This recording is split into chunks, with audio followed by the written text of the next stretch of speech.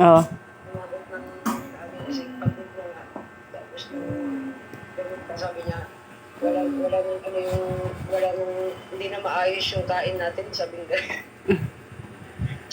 Puro itlog. Puro itlog na lang.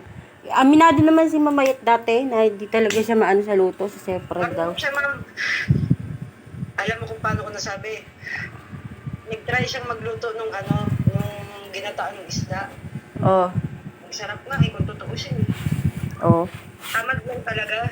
Tamad lang talaga siya.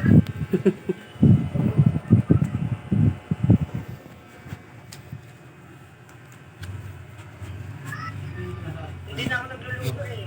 Hindi na ako nagluluto. Bakit? Ano nga ako? Hindi, oh. Alam mo yung wala man lang pakikisama. Bakit? Tapos, bago ako nawala ng gawa ng nagluto ako, si Laromel ang mamalingke.